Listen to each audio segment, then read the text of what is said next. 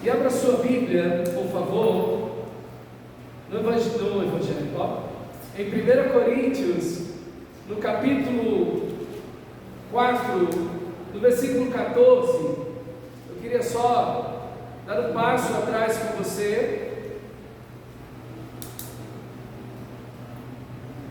Vai só para mim, filha, por favor. Obrigado. Dá um passo atrás com você. No capítulo 4, versículo 14, o apóstolo São Paulo está terminando essa... por favor, obrigado. Está terminando essa série de orientações e também desafiando a igreja em Corinto a rever toda essa questão do Evangelho, mas também da relação que eles têm com o próprio apóstolo São Paulo, e que eles deveriam rever a questão da unidade deles, da compreensão deles do que é a igreja e de quem são os pastores, acima de tudo de quem é Cristo, o Evangelho, a morte, a ressurreição de Jesus. E então o apóstolo Paulo vai entrar num outro processo agora com eles, no capítulo 5. Então ele termina o capítulo 4 como um pai faz, e essa é outra imagem muito bonita de um pastor. Ele mostra várias imagens, como nós vimos nas últimas semanas, mas ele termina como um pai, e o pastor é esse pai espiritual que está ali para guiar seus filhos, e ele vai dizer, olha aí, no versículo 14, não estou tentando envergonhá-los ao escrever essas coisas, mas procuro adverti-los como a meus filhos amados. E ele vai terminar esse parágrafo no versículo 20, versículo 21, ele pergunta: que é que vocês querem? Devo ir a vocês com vara ou com amor e espírito de mansidão? Veja, o pai sempre tem essa característica, né? E essa é uma coisa muito bonita que o pastor deve ter amor a esse rebanho sobre o qual ele está pastoreando. Então a disciplina, o que Paulo está falando, tudo está conectado a esse amor que ele tem por esta igreja, pelos seus filhos. E aí ele vai dizer que ainda que eles tenham 10.000 professores ou tutores, como diz na sua Bíblia, ele só tem um pai. Assim também, um filho, ele vai para a escola, ele tem muitos professores, mas ele tem um pai só, ok? E é esse pai a quem eles devem imitar, com quem eles devem ter esse relacionamento tão precioso. Então Paulo vai enviar a Timóteo, que na época era um homem muito jovem. Provavelmente Timóteo deve ter aqui uns 20, no máximo uns 25 anos de idade, não, nada além disso. Então ele era muito novo. E Paulo vai dizer: esse aqui é meu filho na fé. E ele vai mostrar com o comportamento dele, suas palavras, e tirar as dúvidas de vocês, porque ele é meu verdadeiro filho. Então o que Paulo quer é inspirar essa igreja e mostrar para eles: olha, eu quero apresentar para vocês alguém que vai ser um modelo de filho na fé que vocês devem ter, que vocês devem ser. Aqui está Timóteo, o meu filho na fé. E aí então ele termina essa carta, esse primeiro momento da carta, falando sobre esses problemas da divisão, trazendo de uma forma bem precisa um grupo da igreja. Até agora ele vem falando com a igreja inteira, mas agora ele se dirige a um grupo da igreja. Versículo 18: alguns de vocês se tornaram arrogantes, como se eu não fosse mais visitá-los, mas irei muito em breve. E essa visita que Paulo faz, muito em breve, a preocupação dele, e é nessa visita que o apóstolo São Paulo é ofendido na frente da igreja, é destratado por um grupo da igreja que está aí, como ele diz, arrogante, e tem um líder desse grupo que ofende o apóstolo na frente de todo mundo. E aí então Paulo vai escrever logo em seguida uma carta dolorosa, que nós não temos essa carta, ok? Nós não temos essa carta. Então Paulo vai escrever essa carta de dores para esta igreja, para resolver esse conflito interno, que a igreja está dividida, não apenas em si mesma, em partidos, mas ela está dividida contra o apóstolo Paulo. E então Paulo vai escrever essa carta de dores para esta igreja, então nós temos a outra carta, que é a segunda carta de Coríntios, que na realidade já é a quarta carta aí, que eu já expliquei no primeiro vídeo, né? Que nós tivemos na primeira ministração, que é a quarta carta, a segunda carta de Coríntios, na realidade é a quarta carta, que aí ele vai falar inclusive dessa carta dolorosa, né, que ele escreve, da visita que ele fez, e ele então vai terminar o assunto em 2 Coríntios. Mas aqui o que nós temos é o apóstolo falando: olha, eu vou a vocês como? Porque eu quero ir com vocês como um pai, em amor, em misericórdia, mas vocês podem, pela atitude de vocês, se ela não for positiva, eu vou com a vara da disciplina. Então aqui está o papel do pastor.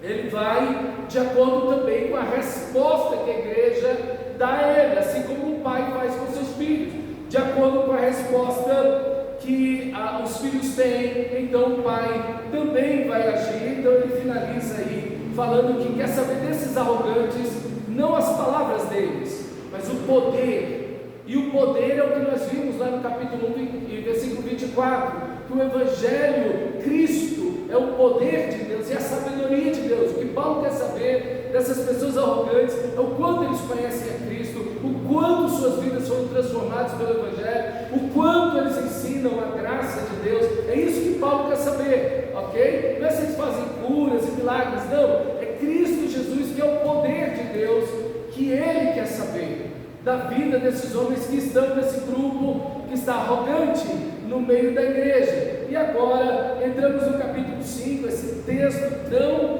difícil, tão complicado. Agora Paulo, ele termina esse assunto das divisões com a igreja, que está partida, porque ele mostra que o centro da igreja não são pessoas, mas é Cristo Jesus, o seu Evangelho. E agora ele vai entrar num outro assunto da igreja, que é a imoralidade sexual. Então, nós temos aí uma introdução na carta, do capítulo 1, versículo 1 até o versículo 9. Depois temos o tema da divisão, do capítulo 1, versículo 10 até o final do capítulo 4, que é onde nós paramos, o versículo 21. E agora nós temos do capítulo 5, versículo 1 até o capítulo 6, versículo 20, finalizando um período em que ele vai falar sobre essa imoralidade sexual, como a imoralidade e o litígio são exemplos claros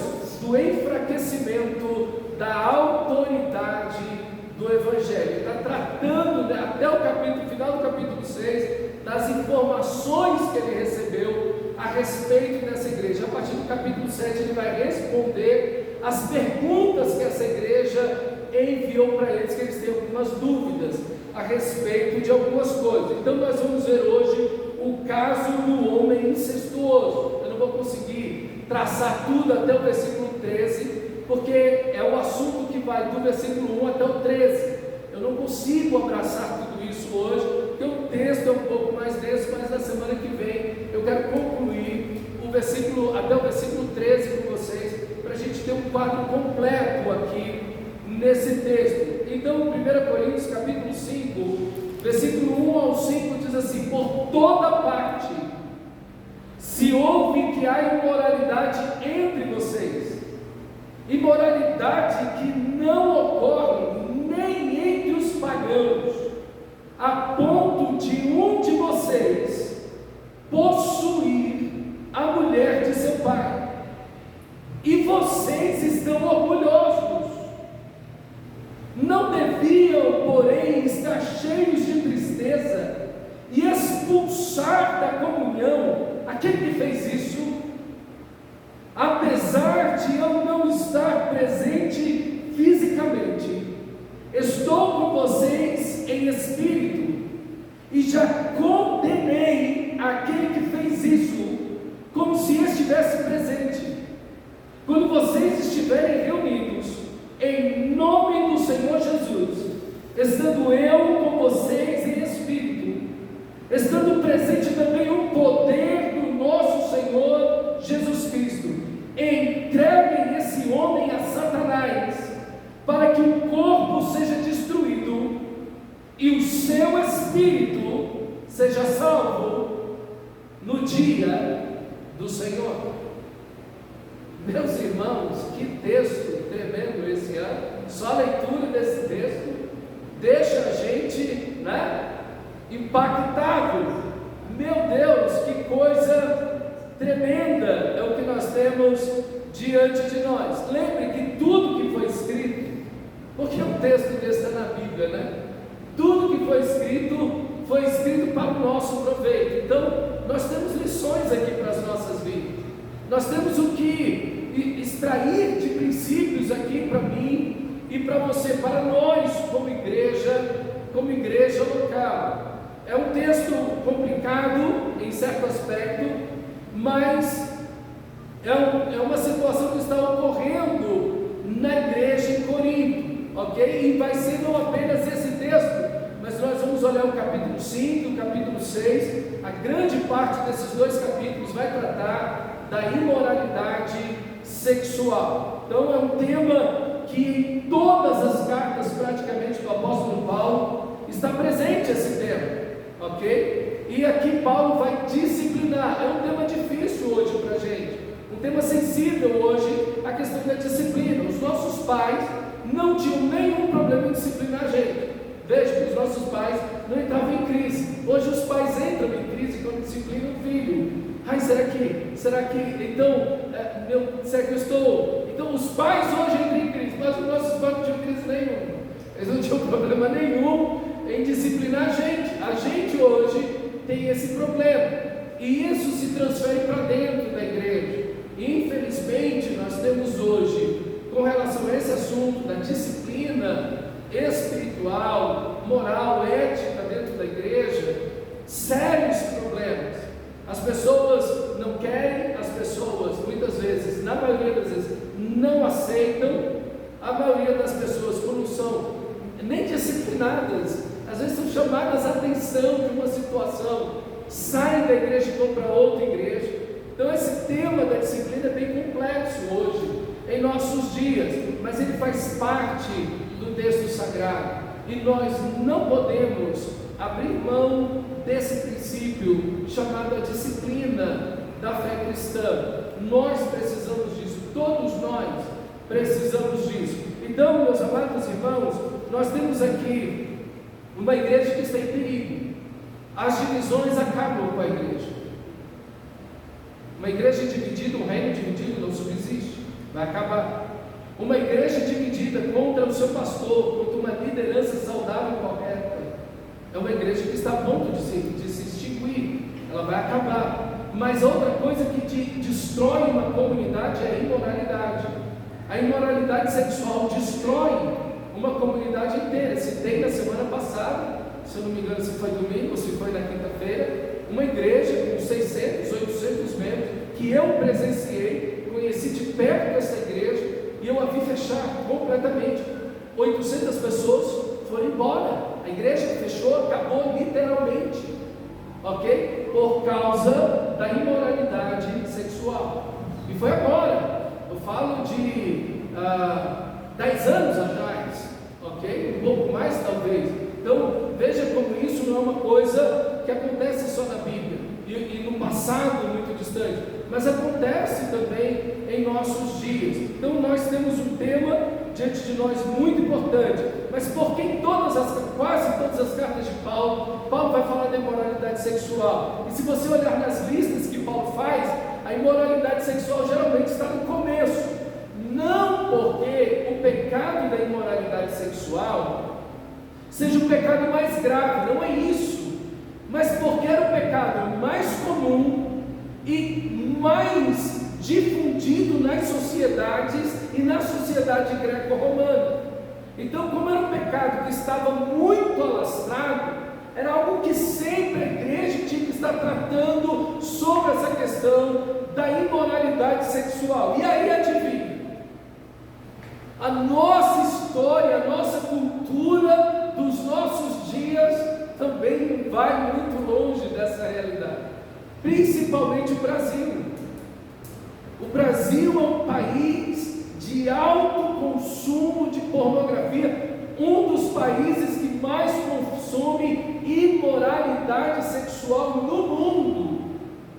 É um país que vende imoralidade, e você vê crianças pequenas dançando funk, palavras, frases e músicas abertamente sexualizadas, falando de atos sexuais abertos, não é nada velado, como uma coisa subjetiva, não, é algo aberto, não tem uma coisa assim que está meio velada, não. As séries, desenhos, nós temos filmes, há uma abertura e até um orgulho nacional sobre essa questão da imoralidade, dessa liberdade sexual em nossos dias. Veja que aqui os coríntios também eles têm orgulho dessa questão da imoralidade sexual, tanto que havia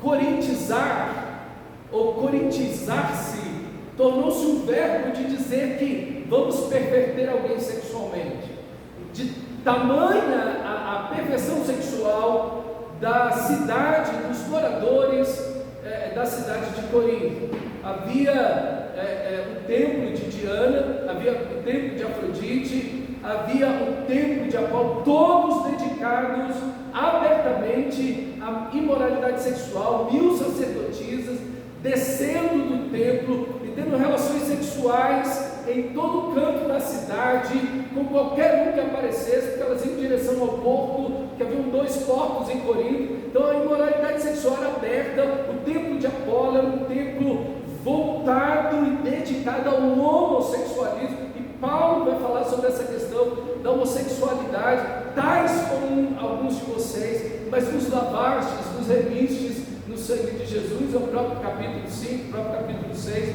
Paulo vai falar disso. Então, nós temos uma sociedade voltada, inclinada à imoralidade, e temos assim uma abertura, e hoje nós também não estamos diferentes. O divórcio já não é um escândalo.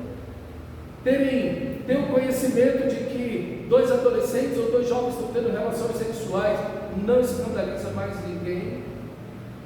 Nós temos hoje no Brasil e no mundo ocidental uma inflação da sexualidade. Antes era homem e mulher, agora tem, eu acho que mais de 50 tipos de gêneros sexuais, enfim, é um negócio assim mais doido e maluco possível. E o povo bate no peito, sai na rua e diz: não, é isso mesmo, e é assim.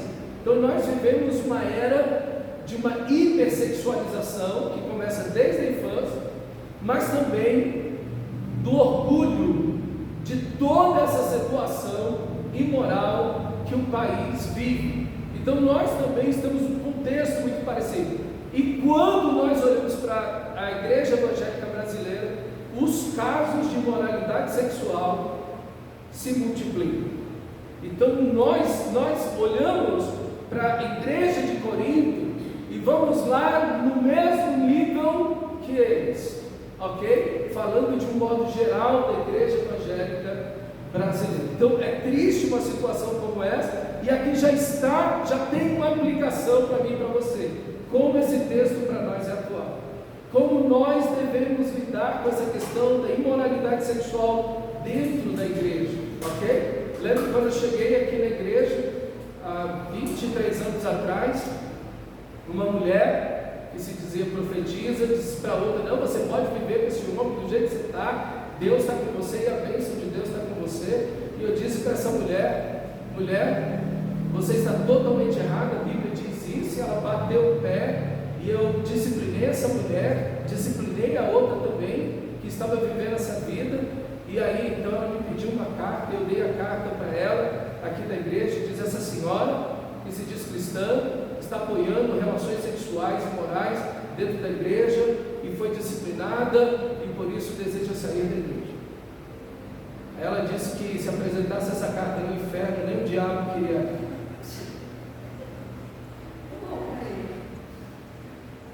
Mas eu vou mentir? Eu não posso, irmãos. Uma comunidade, deixa eu dizer algo para você: uma laranja podre apodrece o saco inteiro. Mas é interessante que se tem uma laranja podre num cesto, de laranjas? Todas as laranjas boas curam a laranja ruim? Curam ou não? Não. Impressionante, né? Mas todas são saudáveis. Se você tem uma que está podre, acabou. Então, irmãos, a disciplina espiritual faz parte da igreja. Não pode haver igreja sem disciplina espiritual. Tanto que Jesus, quando falou pela primeira vez a palavra igreja, eclesia, lá em Mateus 18, é no contexto da disciplina. A gente vai ver esse texto ainda hoje. E o texto começa, vamos para o nosso texto. Por toda parte se ouve que há imoralidade entre vocês. Então o texto começa assim: o negócio não é interno, em toda parte se ouve isso. Isso está na boca de todo mundo. A comunidade, a cidade, a sociedade, as outras igrejas, todo mundo sabe que tem imoralidade sexual entre vocês, e a imoralidade sexual que ultrapassou todos os limites. Nem entre os pagãos existe um negócio desse.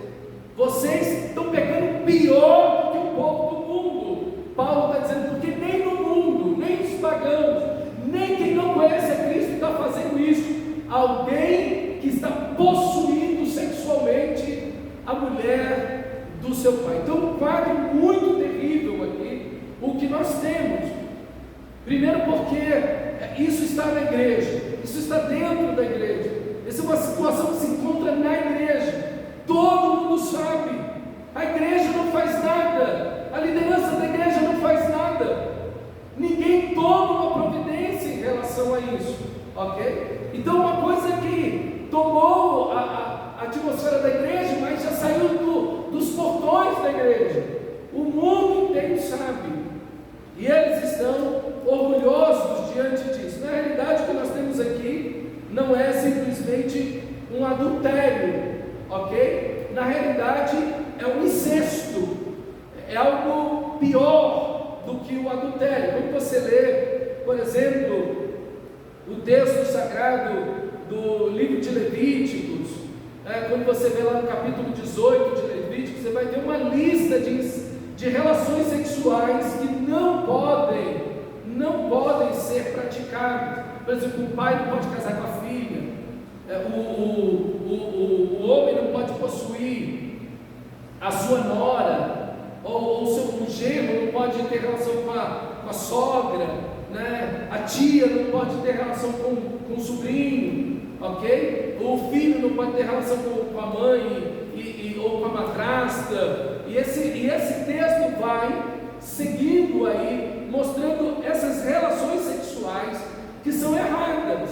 Biblicamente falando, todas essas relações estão completamente erradas. Então, nós temos um incesto acontecendo dentro da igreja, e não há nenhuma providência por parte da igreja e por parte da liderança da igreja para resolver essa situação. Então, uma coisa que a gente pode tirar aqui como lição para nós é que o pecado na igreja, ele é sempre mais grave do que o pecado do não cristão. O pecado cometido por um crente é sempre pior do que um pecado cometido por alguém que não é um cristão. Por quê? Porque você tem a luz do Evangelho, você tem a palavra de Deus, você tem pastores, você tem o Espírito Santo que te dá poder para vencer o pecado. Então todos esses elementos, você tem a luz da graça de Deus, tudo isso torna o pecado do cristão mais sério, mais profundo, mais grave, mais escandaloso do que o pecado de alguém que não é um cristão, porque ele está em trevas. Então nós temos que ter cuidado com isso, irmãos. Nós precisamos ter cuidado com as nossas atitudes, ok? Nós precisamos ter cuidado com esse tipo de situação para não nos envolvermos nisso. A outra questão é que, infelizmente, a gente diz isso com dor no coração, com tristeza no nosso coração, mas os crentes podem pecar pior do que os incrédulos. Infelizmente, os crentes, um cristão verdadeiro pode pecar pior do que os incrédulos. E isso é lamentável, meus irmãos. Isso é lamentável. Por isso que nós precisamos de disciplina espiritual em nossas vidas. O que agrava essa situação, olha o capítulo 5, versículo 9. Olha o capítulo 5, versículo 9. O que agrava essa situação é o que o texto diz: já disse por carta que vocês não devem associar-se com os imorais. Não é a primeira vez que eles estão ouvindo sobre isso. Não é a primeira vez que Paulo está orientando e ensinando sobre essa questão da imoralidade sexual. Paulo passou 1 ano e 6 meses, 18 meses nesta igreja, ensinando, pastoreando, pregando, ensinando essa igreja, e com certeza Paulo muitas e muitas vezes antecipou-se, inclusive, a essas cenas dessas sacerdotisas saindo para ter relações sexuais com as pessoas no meio da rua, dizendo: irmãos, isso vai acontecer, está marcado para tal dia, nós devemos ser santos, como a palavra de Deus diz, como Paulo diz no capítulo 1, nós somos chamados nesse livro, nós somos chamados para sermos santos. Se você tem o Espírito Santo, a primeira qualidade da vida do cristão, a primeira característica da vida do cristão, se ele tem o Espírito Santo, é que o cristão seja santo. Deus vai dizer: sede santos, porque eu sou santo. Se vocês pertencem a mim, se vocês são meu povo, vocês devem ser santos, porque eu sou santo. Não podemos nos relacionar com Deus a não ser em santidade, a não ser em santificação. Então, se agrava toda essa situação, porque eles já estão sendo ensinados. E aqui tem outra aplicação para mim e para você. Quantas vezes, irmãos, nós recebemos ensino, nós recebemos conselhos, nós estamos ouvindo mensagens, pregações, lendo a Bíblia, sabendo que esse pecado, e não importa que pecado seja, que ele é contra a santidade de Deus, e a falta do desenvolvimento de uma fé saudável conduz o indivíduo a uma vida sem santificação, a parecer-se com o mundo, pior, a ser pior que o mundo. É o que está acontecendo com esta igreja. Veja, o pecado, ele tira o poder da igreja. Como esta igreja é sal e luz no mundo, como essa igreja faz discípulos, como ela vai pregar e falar de Cristo Jesus crucificado para nos libertar e nos salvar dos nossos pecados. O incrédulo ele olha e diz: o quê? Mas não está tendo lá na igreja o incesto. Veja, a igreja perde sua missão quando ela vive pecado. Por isso que, irmãos, é tão importante a disciplina espiritual, porque ela corrige essas coisas. E essa disciplina, como Paulo acabou de dizer, eu estou dizendo isso não para envergonhar vocês, mas porque eu amo vocês. E Paulo está dizendo: eu vou com vara ou com amor e espírito de mansidão. Veja, Paulo está falando de novo do amor, mas ele parece que tem que vir com vara, ainda que essa vara esteja cheia de amor, mas tem que vir com vara, porque olha a situação que essa igreja está vivendo. Então essa igreja perde o poder missional dela, de testemunhar, de pregar o Evangelho, pela vida que ela está vivendo, imoralidade que não ocorre nem entre os pagãos, a ponto de um de vocês possuir a mulher de seu pai. Então, esse texto aí aqui está,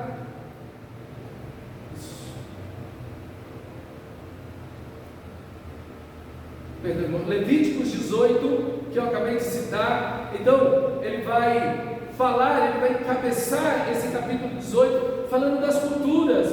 Digo o seguinte aos israelitas: eu sou o Senhor, o Deus de vocês. Não procedam como vocês procederam no Egito, onde vocês moraram, nem como se procede na terra de Canaã, para onde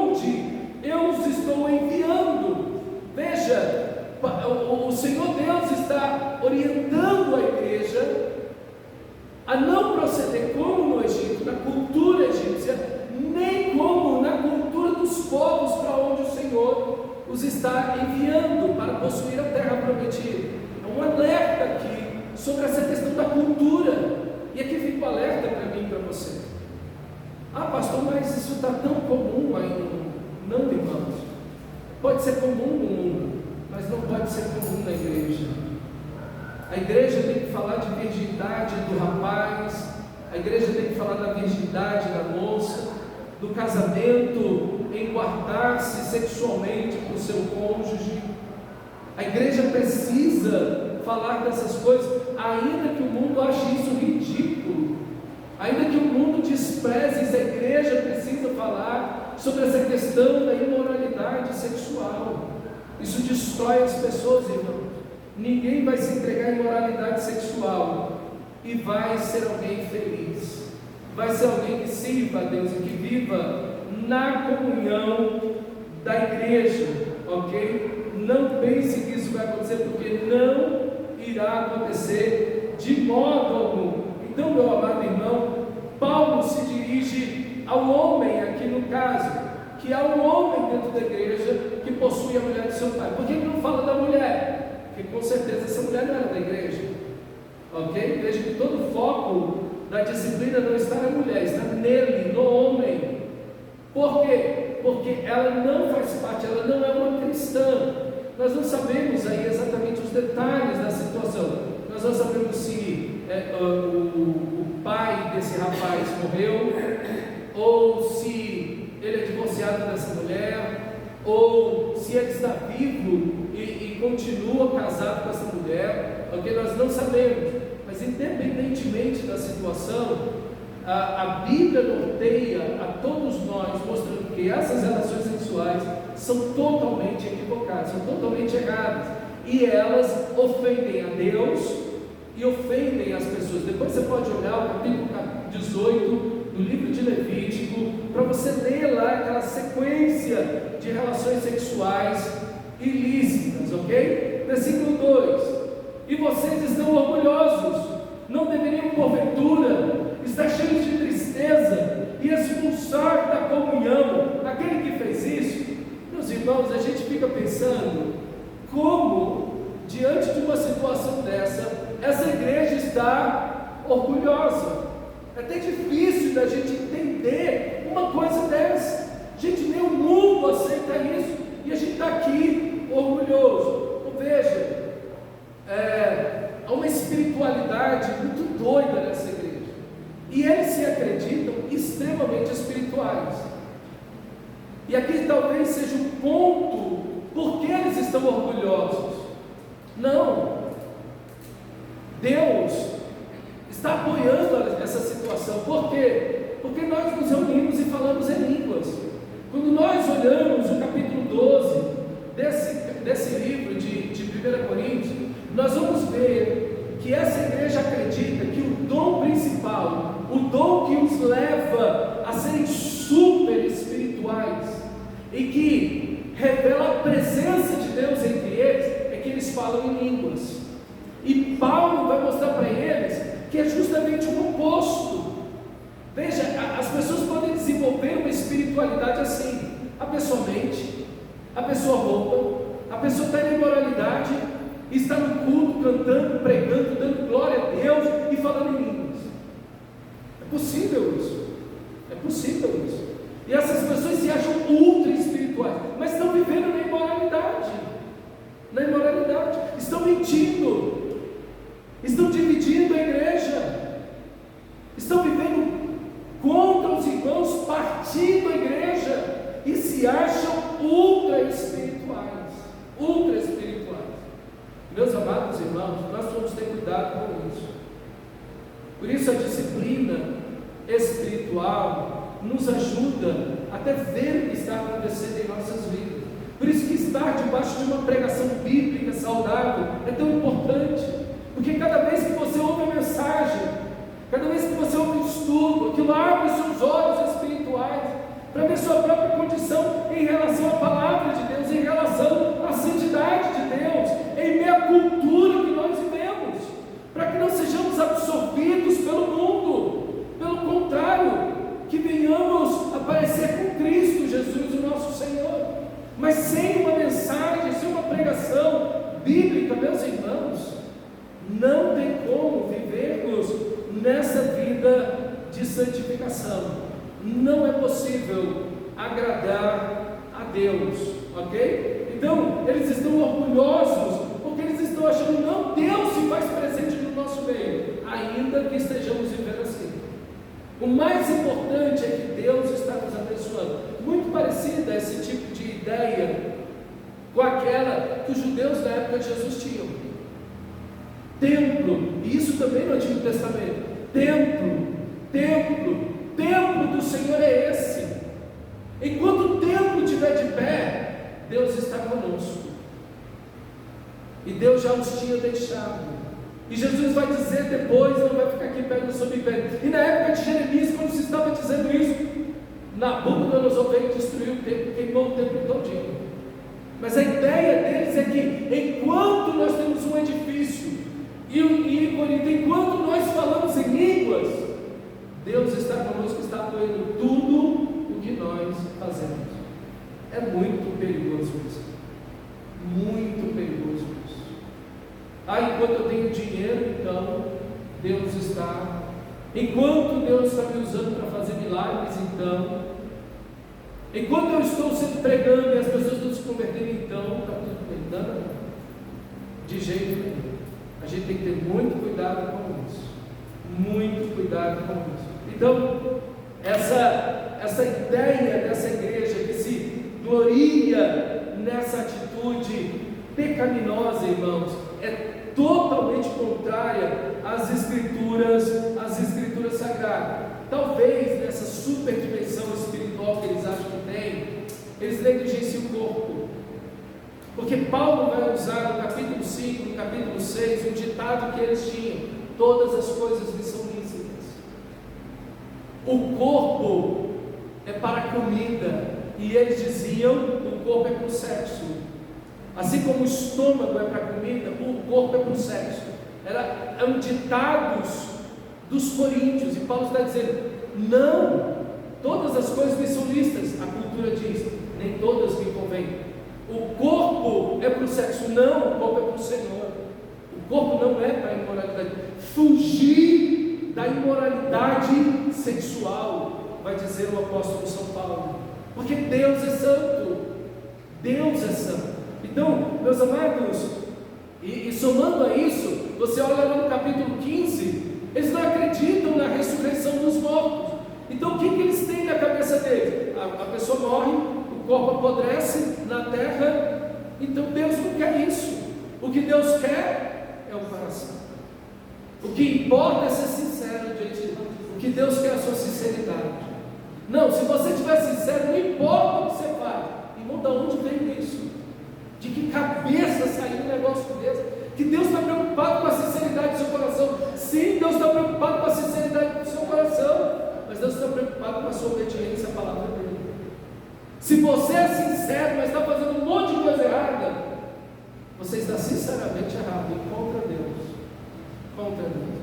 Deus não está validando a sinceridade do meu e do seu coração. Deus está validando a nossa obediência à sua palavra. Ok? Não, Deus entende que não existe isso. Tira esse papo de que Deus entende. Não, meu irmão, nós obedecemos a palavra de Deus. É isso que precisamos fazer. E se um ato sexual é pecado, vai banir ele da sua vida. Pastor, mas eu estou apaixonado. Mas a Bíblia está dizendo que você está errado. Você não precisa nem orar para Deus abençoar, porque Deus não vai abençoar aquilo que vai contra a palavra dele. Deus não vai validar aquilo que está contrário às escrituras sagradas. De jeito nenhum, irmãos. De jeito nenhum. E isso em qualquer esfera, não é só na questão sexual, nem em qualquer área da vida, em qualquer questão da vida. Deus não vai, de maneira nenhuma, validar essas coisas. Então, meus irmãos, eles têm essa mentalidade que Deus quer o coração, que Deus quer o espírito, e que o corpo, não importa o que você faça com ele vai morrer mesmo, ele vai apodrecer mesmo. Deus quer é o nosso coração, o nosso espírito. Está tudo errado ali. Aí Paulo vai tirar esse conceito errado, falando da ressurreição no capítulo, ele gasta o capítulo inteiro para falar da ressurreição do corpo, de que o nosso corpo, como ele vai dizer agora no capítulo 5, capítulo 6, o nosso corpo é templo do Espírito Santo. Então isso é muito importante, muito importante. Nós não podemos, de maneira nenhuma, negligenciar esse tipo de atitude. Agora eu quero que você ponha o seu dedo aí em 1 Coríntios capítulo 5 e abre lá em Mateus 18 para a gente ver esse texto, que é o texto que Paulo vai seguir daqui para frente. Quando ele entra no versículo 3, Mateus capítulo 18, versículo 15, ele vai entrar no versículo 3 aí de 1 Coríntios 5, 3, ele vai dizer, ele vai seguir a sequência desse texto, ok? O padrão bíblico que é dado pelo próprio Senhor Jesus, ok? Se o teu irmão pecar contra ti, vá a sós com ele, mostre-lhe o erro. Se ele ouvir, ganhou o seu irmão no privado, tá vendo? Você e seu irmão. Não é para você botar na internet, não é para você botar no Facebook, não é para você botar no Instagram, entendeu? O pessoal fica dando direta. Tem um problema com o irmão, acontece alguma coisa, no lugar de ir lá conversar com o irmão, bota lá um post lá. Não dá para confiar, não sei o quê. Não faça isso. Você é crente, o mundano faz isso. O crente faz isso aqui, ó, que Deus está dizendo. Você vai lá no seu irmão, vai conversar com ele. Irmão, eu preciso resolver isso com você. Não estamos bem, aconteceu isso. Eu entendo que eu errei nisso, eu quero te pedir perdão.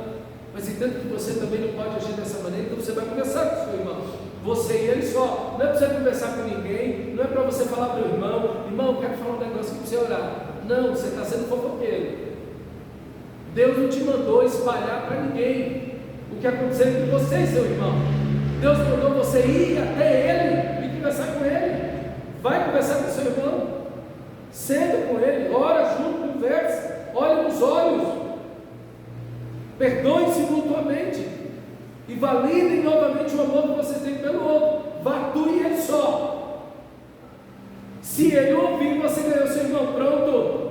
Versículo 16. Mas se ele não ouvir, leve consigo mais um ou dois outros, de modo que qualquer acusação seja confirmada. É o que diz a lei de Moisés, pelo depoimento de 2 ou 3 testemunhas. Se ele se recusar a ouvir, veja, você foi só, ele não te ouviu. Se ouviu, ganhou o irmão. Se ele não ouviu, você vai chamar mais 2 irmãos, 1, 2, 3, e vai lá conversar com o irmão. Eu estou aqui com esses irmãos que amam você, mas eu vou conversar com você sobre essa situação. Você não pode fazer isso, você não pode viver assim. Não é isso que Deus quer para a sua vida. Deus ama você, nós amamos você. Estamos aqui para ajudar você, mas você não pode mais viver dessa maneira. Não é essa conduta que você tem que ter na sua vida, ok? Deus não quer isso, a Bíblia diz isso. Essa é a atitude cristã. E se ele se recusar a ouvir, então você vai trazer a igreja, você conta a igreja. O texto diz, versículo 17: e se ele se recusar a ouvi-los, conte a igreja. Aí você tem que chegar para a igreja, na figura do pastor. O pastor vai trazer: olha, seu irmão, fulano de tal, está aqui, e ele está vivendo nessa situação, nesse pecado, assim. O irmão já foi falar com ele, um grupo de irmãos já foi falar com ele, tentamos e tudo. Eu também já fui falar com o irmão, para ver se esse irmão não vive dessa maneira e tudo, mas ele se recusou de todas as formas. E nós estamos aqui nessa reunião para chamar esse irmão amado, querido nosso, ao arrependimento.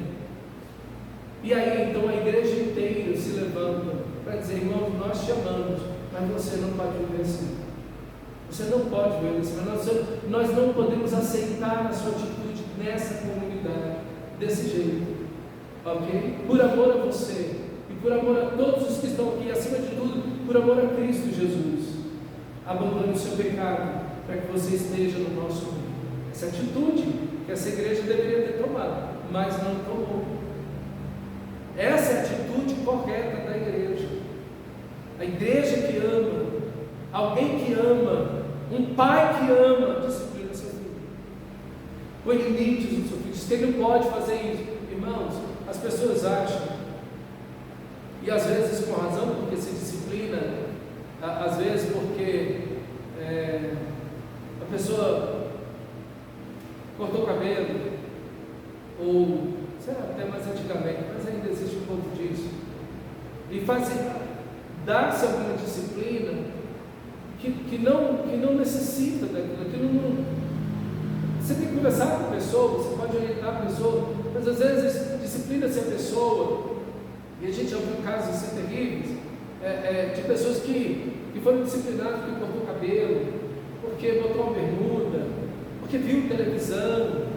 Então a gente está mais tempo no Evangelho, jogou bola, alguma coisa, a gente está mais tempo na igreja, a gente já viu essas coisas, não tem absolutamente nem pé nem cabeça, ok? E às vezes o povo fica meio assim, sabiado com esse negócio de disciplina por causa disso, mas quando a disciplina é legítima, ela é uma bênção, e se recusar a ouvir também a igreja, trata-o como publicano e pecador. Então você retira essa pessoa do meio da igreja. É isso que Jesus nos ensina. E aqui está a primeira vez que a palavra igreja aparece nos lábios de Jesus, falando de quê?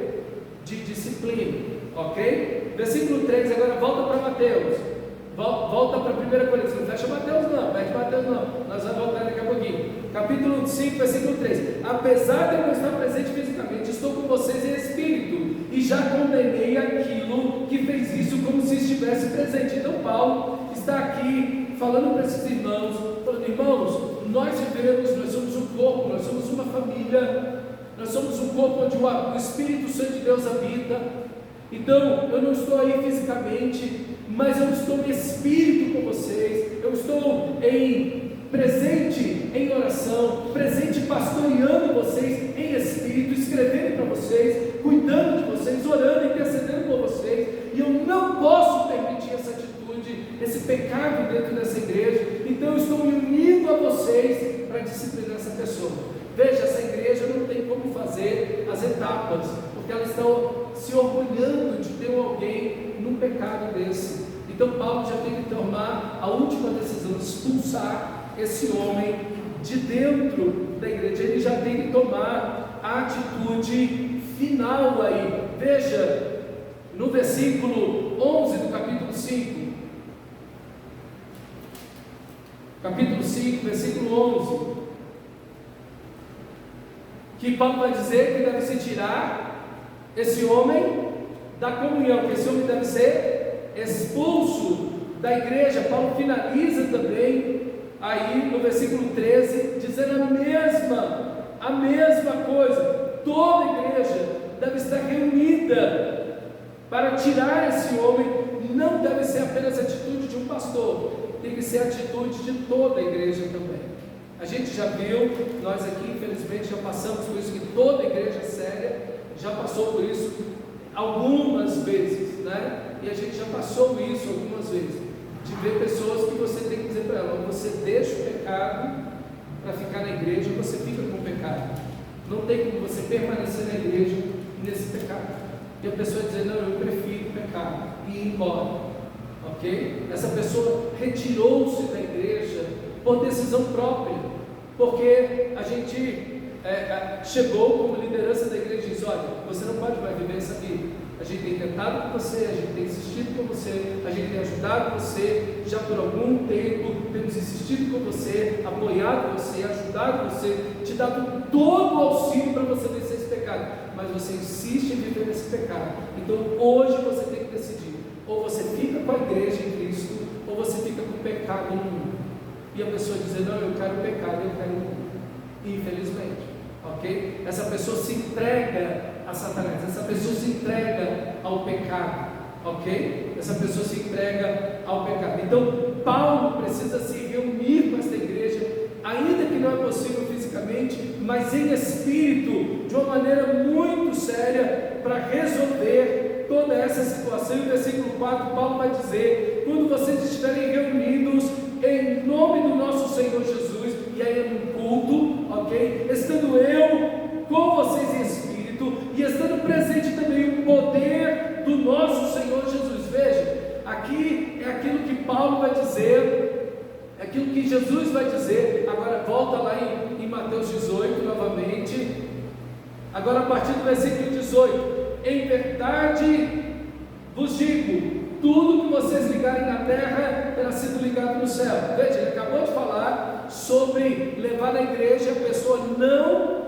se converter, não querer se arrepender. Então você vai expulsar essa pessoa, vai tratá-lo como um publicano ou pagão. E aí ele conclui: digo a verdade, tudo que vocês ligarem na terra terá sido ligado no céu, e tudo que vocês desligarem na terra terá sido desligado no céu. Também digo que se dois de vocês concordarem na terra em qualquer assunto, que assunto? Sobre essa questão da disciplina, o qual pedirem, isso será feito a vocês por meu Pai que está no céu. Onde estiverem 2 ou 3 reunidos em meu nome, eu ali estarei. A gente usa esse texto de forma fora desse contexto. Claro, quando a igreja se reúne, Cristo se faz presente, está certo, ok? Mas esse texto é usado para disciplina.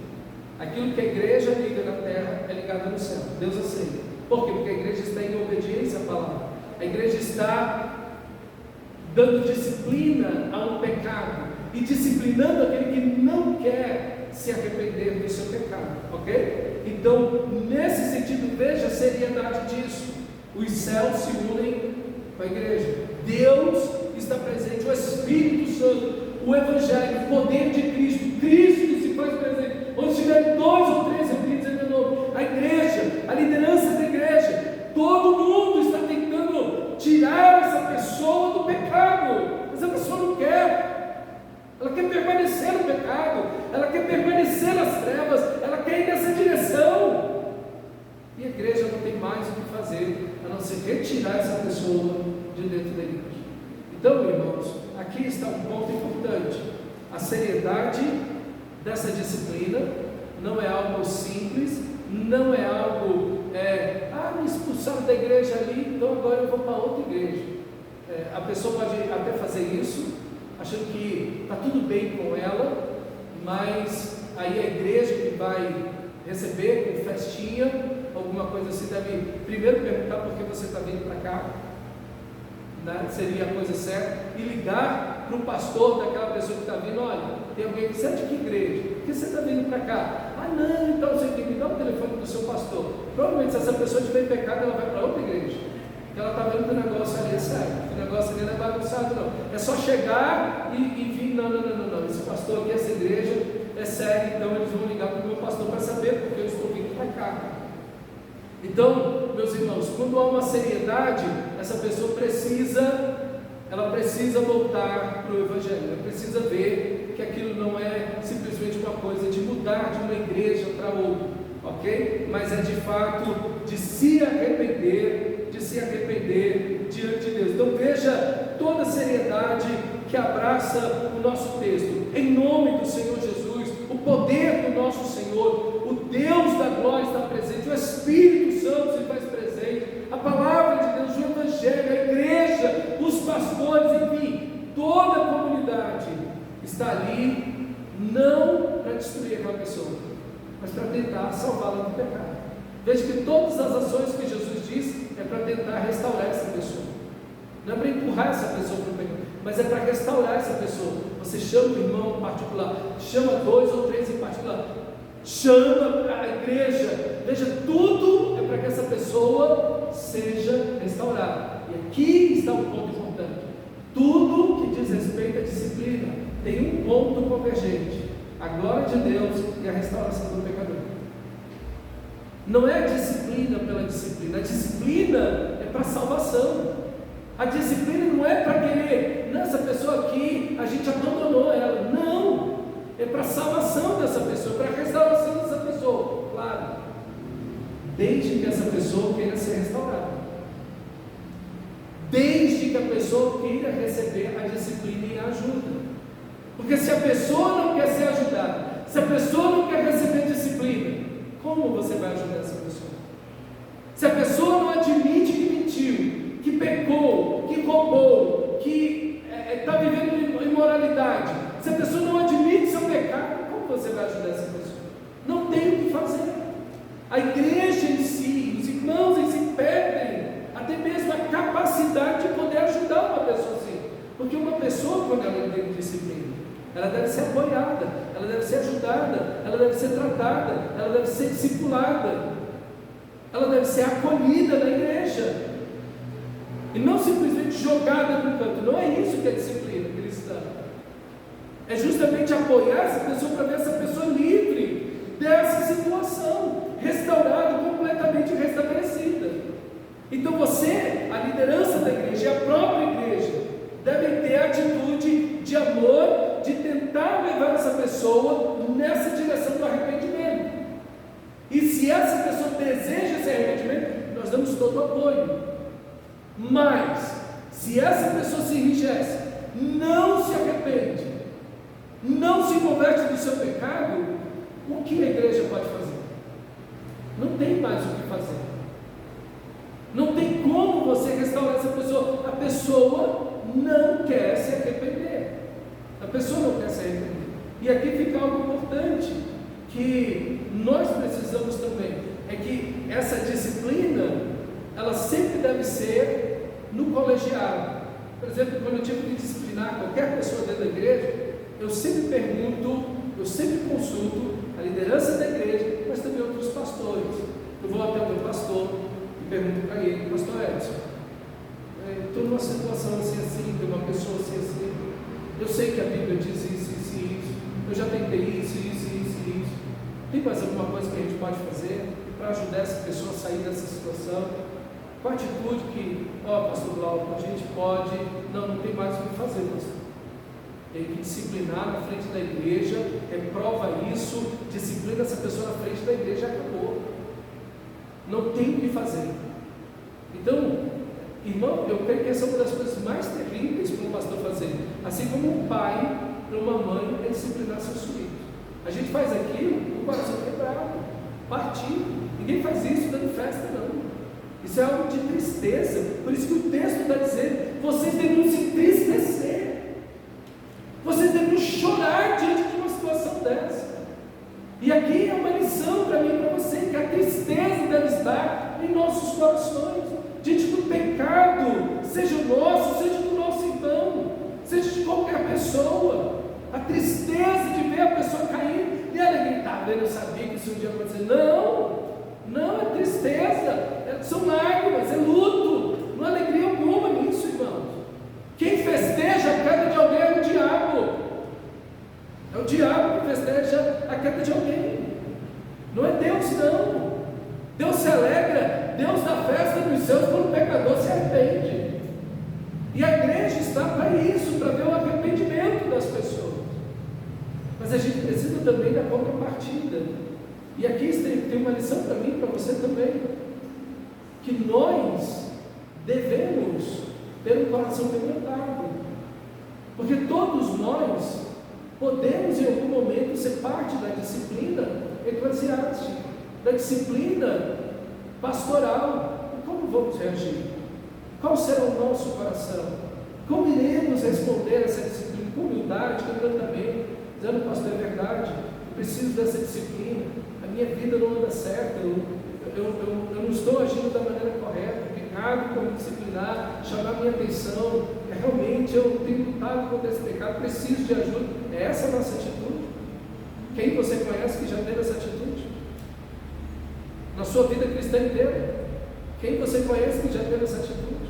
É muito raro, raríssimo no nosso Deus. Geralmente as pessoas se recebem, levantam a cabeça e dizem: eu não preciso de ninguém, e vai embora. Meus irmãos, que atitude terrível. Não, queridos, nós vamos ter a atitude: aprender de mim, disse Jesus, que sou manso e humilde de coração. Manso e humilde de coração. Nós precisamos disso. Irmãos, quantas vezes eu dei o meu coração a pastores, ao meu pastor, mas a pastores, professores do mestrado e do doutorado. Ele disse: pastor, homens piedosos, cheios do Espírito, homens sérios, 40 anos de ministério, 30 anos de ministério, gente séria. Pastor, eu precisava conversar com o senhor aqui nesse período de aula, podemos tomar um café, almoçar junto? Podemos. e sentar com aquele pastor, abrir meu coração, dizer, pastor, eu me sinto assim, eu penso assim, eu tenho tentado assim, assim, assim, o meu procedimento tem sido esse, a minha vida familiar é essa, o que o Senhor tem a dizer para mim?